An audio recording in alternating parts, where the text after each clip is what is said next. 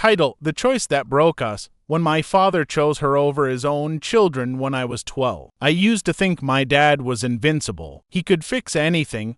The leaky faucet in the kitchen, my scraped knees, even my brother's fear of the dark. But people don't stay invincible forever. Sometimes they just change. Sometimes they stop fixing things. When my mom died, it felt like the world went silent. My brother, Ryan, stopped talking for weeks. Dad, he tried. I could see it. He'd burn dinner every night, then smile through it. He'd hug us like he was holding on to something that was already slipping away. Then she came along. Melissa. At first, she was just Dad's friend. She wore perfect lipstick, laughed a little too loud, and acted like she'd been part of our family for years. A few months later, she moved in. A few months after that, they got married. It should have been fine. We wanted him to be happy. But Melissa didn't want us. At first, it was small things. My photos disappeared from the living room wall. The mug Mom had given him, the one that said "World's Best Dad," vanished. When I asked about it, Melissa smiled sweetly and said it broke. Accidents happen. Dad stopped noticing things like that. Then she started making rules. We couldn't eat certain foods because of her diet. We couldn't have friends over because the house needed peace. And when Ryan wanted to put up a photo of Mom in his room, she told him it was unhealthy to live in the past. Dad just stood there, watching. One night, when Ryan was grounded for talking back, I found him crying in his room. He said Melissa had told him he wasn't grateful enough for what Dad provided. That hurt because Dad didn't even defend him. I confronted Dad that night. I told him he was letting her control everything. He said, "You're being dramatic. Melissa is trying to make things normal again." Normal. That word hit me like a knife. Months passed. Things only got worse. Melissa convinced Dad to sell our old house, the one Mom had chosen. Too many bad memories, she said. She redecorated the new one, replacing everything that even hinted at who we used to be. Then,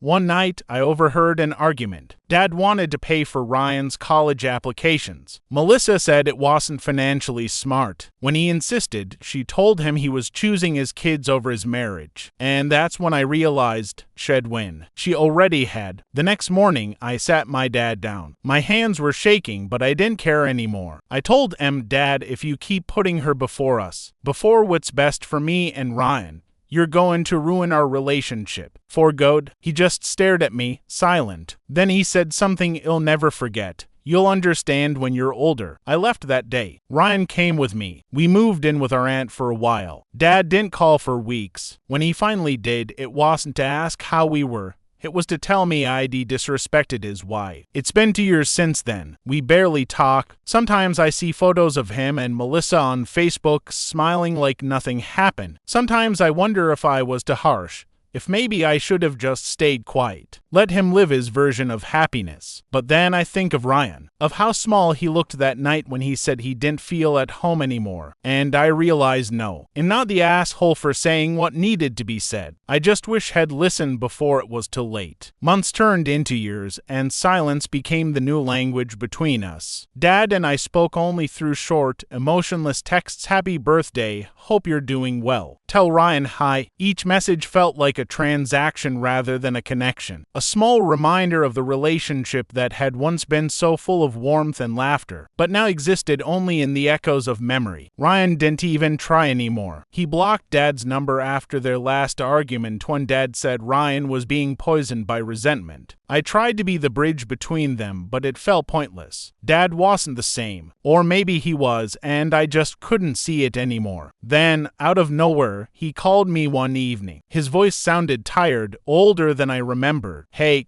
kiddo," he said, his tone trembling slightly. "Can we talk?" I hesitated. Part of me wanted to hang up, but curiosity or maybe love kept me there. He told me Melissa had been in an accident, a minor one. But it shook him. He said it made him think about family, about what really matters. For the first time in years, he asked if we could meet. I agreed. When I saw him at the cough, it was like seeing a ghost of the man I once knew. He looked smaller, paler, like life had drained him slowly and quietly. He hugged me, and for a brief moment, I almost forgot everything. Almost. We talked for a while about work, about Ryan, about Mom. He said he missed her, that Melissa never really understood what she meant to him. Then, as if rehearsed, he said, "You were right." Those 3 words froze me. He continued, "Melissa, she's been hiding things. Money. Mostly. She took out loans in my name, maxed out credit cards. Said she'd handle them, but she didn't. I'm drowning in debt because I didn't want to believe she could do that to me. I didn't know what to say. I wanted to feel vindicated, but all I felt was pity." He looked down at his coffee, hands trembling. I thought choosing her was the right thing to do. I thought she loved me. I leaned back, staring at him,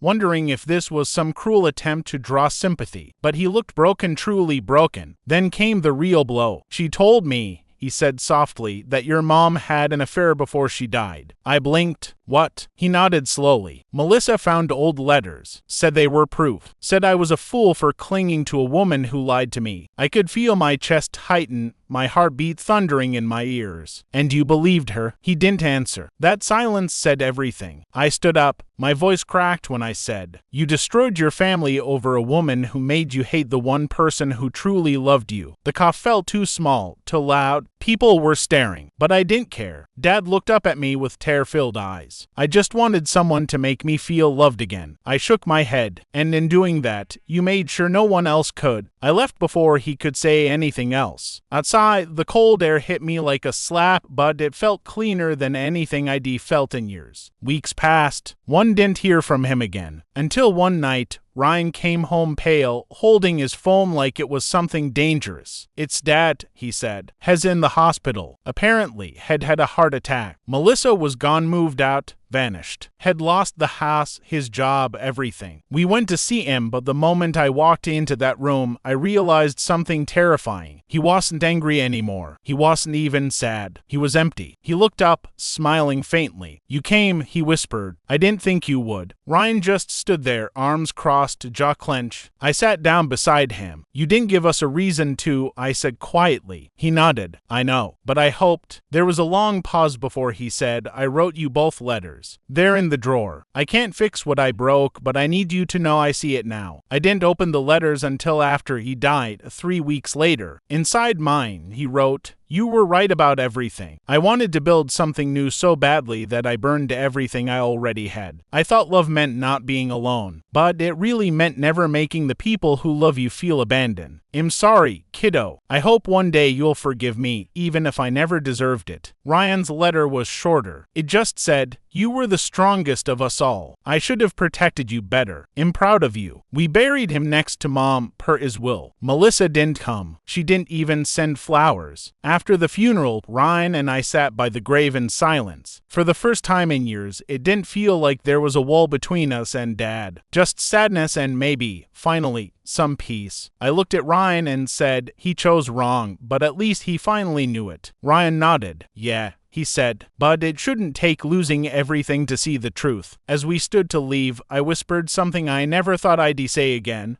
"Goodbye, Dad. I forgive you." The wind picked up, rustling the grass around us, and for just a second, I could have sworn I heard him say, "Thank you." 5 years passed. 5 long, strange, exhausting years. Time didn't heal everything, it just buried the pain under new layers of light. I moved to another city, found a small apartment with creaky floors and a balcony view of the river. Ryan stayed behind, married a woman who somehow managed to make him laugh again. We talked sometimes, though less than we should have. It was as if the silence between us had become inherited, a quiet habit we both couldn't shake. I kept Dad's letters in a showbox under my bed. Sometimes I reread them when the nights got too heavy, but every time I did, something inside me twisted because even though I'd forgiven him, I could never forget how easily he'd chosen a lie over his family. Until one morning in early spring, when I received a call that changed everything. It was from a lawyer. He said my father's old house had finally been auctioned off to cover the debts. But while clearing the attic, the new owners found a box labeled with my name. At first, I thought it was a mistake. Dad never mentioned any other box, but curiosity got the better of me, and 2 weeks later, I was standing in that dusty attic again, surrounded by ghosts. The box was small, sealed with yellowed tape, and smelled faintly of cigarettes Dad's brand. My hands trembled as I peeled it open. Inside were photos, letters, and an old cassette recorder. On top of everything was a note in Dad's handwriting. If you're reading this, I didn't get to tell you everything. Please listen before you judge me again. I froze. The betrayal I thought I'd buried came rushing back like a storm. What more could he possibly say now? I pressed play. His voice came through, rough but steady. Hey,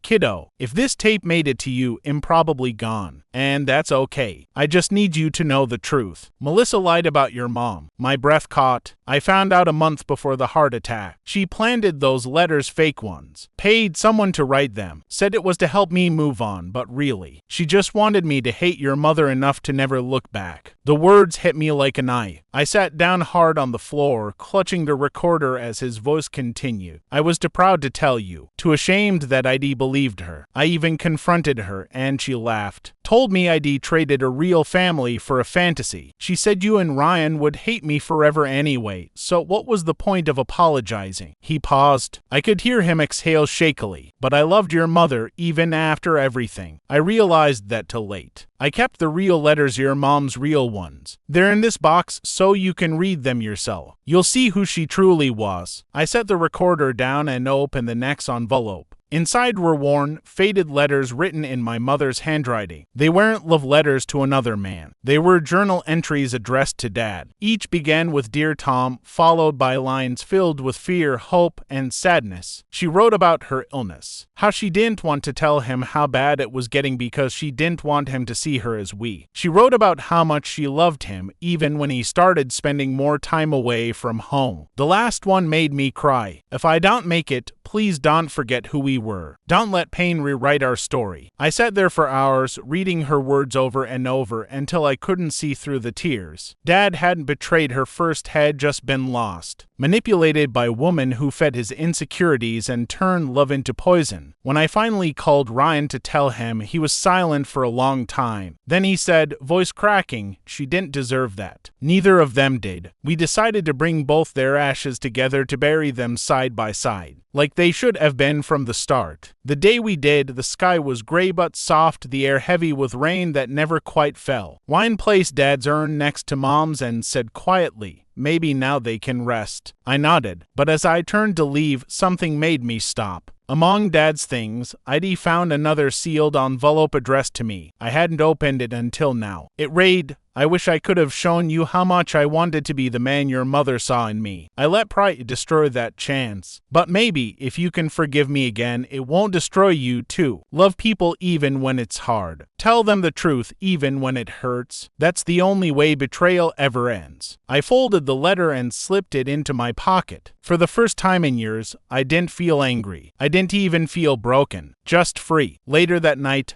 I played the tape one last time. Dad's voice cracked near the end. You know what I miss most, kiddo? That sound you made when you used to laugh too hard. I hope you never lose that. For the first time in forever, I smiled while crying. Because even though betrayal had torn us apart, the truth finally stitched something back together. Not perfectly, not cleanly, but enough. And as the tape clicked off, I whispered into the quiet room, rest now, Dad. I know the truth, and I forgive you again.